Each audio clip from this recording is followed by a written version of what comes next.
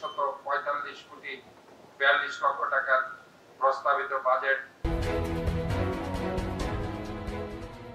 বীর Chattala TV. Chattogram city corporation চসিক 2025-26 অর্থ বছরের জন্য 2,145 কোটি 42 লাখ টাকার বাজেট ঘোষণা করেছে। সোমবার 23 জুন দুপুরে নগরীর থিয়েটার ইনস্টিটিউট মিলনায়তনে আয়োজিত বাজেট অধিবেশনে এ বাজেট ঘোষণা করেন চসিক মেয়র ডাক্তার শাহাদাত হোসেন। দায়িত্ব গ্রহণের পর এটি তার প্রথম বাজেট। একই অনুষ্ঠানে 2024-25 অর্থ বছরের সংশোধিত বাজেটও প্রকাশ করা হয়, যার পরিমাণ 1,221 কোটি 96 লাখ টাকা। তবে ওই অর্থ বছরের মূল বাজেট ছিল 1,981 কোটি 52 লাখ টাকা। বাস্তবায়ন হার দাঁড়িয়েছে 61.66%। বাজেট ঘোষণাকালে মেয়র শাহাদাত হোসেন বলেন, 2024 সালের জুলাইয়ে ছাত্র জনতার অভ্যুত্থানে অবৈধ আওয়ামী ফ্যাসিস্ট সরকারের পতনের পর আদালতের সুবিচারে আমি মেয়রের দায়িত্ব পালন করছি। নগরবাসীর প্রত্যাশা পূরণ ও চট্টগ্রামকে আধুনিক, স্বাস্থ্যসম্মত, নিরাপদ ও পর্যটন বান্ধব নগরী হিসেবে গড়ার লক্ষ্যে আমরা কাজ করছি। তিনি আরও জানান, আগামী অর্থ বছরের জন্য 4টি বিশেষ পরিকল্পনা হাতে নেওয়া হয়েছে, যেমন সিটি কর্পোরেশনের চলমান নিয়োগ কার্যক্রম সম্পন্ন করা, কর্মকর্তা কর্মচারীদের দক্ষতা উন্নয়নে প্রশিক্ষণ, নতুন জনবল কাঠামো প্রণয়ন ও অনুমোদন, কর্পোরেশনের সেবা ও কার্যক্রম ডিজিটালাইজেশন। চসিকের ঘোষিত বাজেটে মোট আয়ের মধ্যে 1,045 কোটি 21 লাখ টাকা আসবে নিজস্ব উৎস থেকে, আর সরকারি অনুদানের লক্ষ্যমাত্রা ধরা হয়েছে 1,092 কোটি 5 লাখ টাকা। মোট বাজেটের মধ্যে ব্যয় পরিকল্পনা করা হয়েছে তা হল পরিচালনা ও রক্ষণাবেক্ষণ খাত 635 কোটি 75 লাখ টাকা, শূন্যের মধ্যে বেতন ভাতা বাবদ 339 কোটি 30 লাখ টাকা, উন্নয়ন খাত 1,145 কোটি টাকা, দেনা পরিশোধ 149 কোটি টাকা। নগরীর অন্যতম বড় সমস্যা জলাবদ্ধতা নিরসনে এবছরে বরাদ্দ দাঁড়িয়ে 88 কোটি টাকা করা হয়েছে। আগের অর্থ বছরের বরাদ্দ ছিল 33 কোটি টাকা, যদিও ব্যয় হয়েছিল 22 কোটি 33 লাখ টাকা।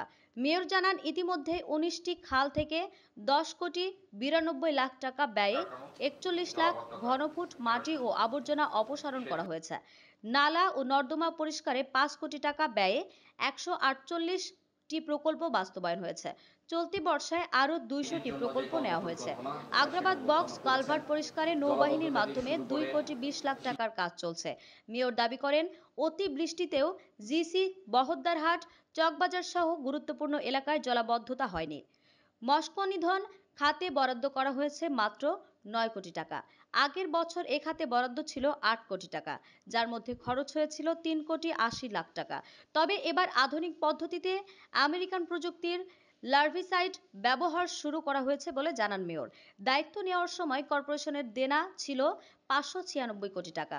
গত 8 মাসে নিয়মিত পরিশোধের মাধ্যমে তা কমে দাঁড়িয়েছে 400 কোটি টাকায়। টাকার সংশোধিত বাজেট ও 2025-2026 অর্থ বছরের 2,145 কোটি 42 লক্ষ টাকার প্রস্তাবিত বাজেট নগরবাসীর কাছে উপস্থাপন করছি। সময়ের আবর্তে বৃদ্ধি পেয়েছে জনসংখ্যা, গড়ে উঠেছে শিল্পাঞ্চল, প্রসার ঘটিয়েছে বাণিজ্যিক কর্মকাণ্ডের, বিস্তার লাভ করেছে শিক্ষা, বৃদ্ধি পেয়েছে নাগরিক চাহিদা। আমাদের সম্পদের সীমাবদ্ধতা সত্ত্বেও নগরবাসী জলাবদ্ধতা নিরসন, সেতু, কালভার্ট, ফুটওভার ব্রিজ এবং এগুলো কিন্তু আমরা সবচেয়ে বেশি সড়ক বাতিল উন্নয়ন সহ। কাজে আমি মনে করছি যে আমাদের প্রকৌশল বিভাগ, আমি যদি এক বাক্যে বলি, আমাদের যে প্রকৌশল বিভাগে আমরা সবচেয়ে বেশি ব্যয় করছি। এটাই কিন্তু জনগণ চায়, যে জনগণ রাস্তাঘাটের উন্নয়ন চায়, জনগণ সড়ক বাতি থাকুক সেটা চায়, আলোকায়ন চায়, জনগণ ফুটওভার ব্রিজ হয়েছে কিনা, ওভার ব্রিজ হয়েছে কিনা, ওভারপাস হয়েছে কিনা এবং জলাবদ্ধতা নিরসন ঠিক মতো হচ্ছে কিনা, এই জায়গায় জনগণ সবচেয়ে বেশি। কারণ আপনারা যদি এখন একমাত্র সমস্যা আমি চট্টগ্রাম সিটির, সবাই বলবেন জলাবদ্ধতা, ওয়াটার লস। কাজে এটাই কিন্তু প্রকৌশল বিভাগের রোধে। কাজে আমরা মনে করি এই প্রকৌশল বিভাগকে আমরা সর্বোচ্চ প্রায়োরিটি দিচ্ছি এবং সেখানে আমরা বরাদ্দ দিচ্ছি। বর্জ্য সংগ্রহের প্লাস্টিকের বিল দেওয়ার পরও ময়লা পড়ে থাকলে সে ব্যবসা প্রতিষ্ঠানের ট্রেড লাইসেন্স বাতিল সহ বিভিন্ন পানিশমেন্টের আওতায় তাদের আনা হচ্ছে। শুধু তাই নয়, সচেতনতার জন্য ইতিমধ্যে আমরা বিভিন্ন ছাত্র প্রতিষ্ঠান ছাত্র আন্দোলন করছে, তাদেরকে আমরা বিভিন্ন প্রণোদনা দিয়ে বিভিন্ন অর্থনৈতিক ভাবে সিটি কর্পোরেশনকে টাকা দিয়ে গণসচেতনতা বৃদ্ধির আওতায় তাদেরকে আমরা 2002 সালে পলিথিন নিষিদ্ধ করা হয়েছিল, কিন্তু 2025 সালে এসেও তার পুরোপুরি কার্যকর করা হয়েছে। যদি আমরা সচেতন না হই, আমাদের আচরণ যদি আমরা পরিবর্তন না করি, তাহলে সরকার বা চসিক একা এই যুদ্ধে জিততে পারবে না।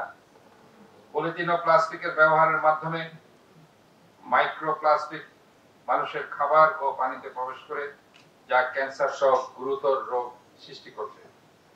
প্লাস্টিকের এই মাইক্রো পার্টিকেল গুলো শরীরে বিষক্রিয়া তৈরি করছে, যা আমাদের সন্তানদের ভবিষ্যৎ ধ্বংস করছে। এর জন্য যে কর্মপরিকল্পনা স্যার সেখানে উপস্থাপন করেছেন, জলাবদ্ধতা থেকে শুরু করে শিক্ষা, স্বাস্থ্য, প্রকৌশল বিভাগ, সকল সেক্টরে স্যারের যে কর্মপরিকল্পনা স্যার সেখানে উল্লেখ করেছেন।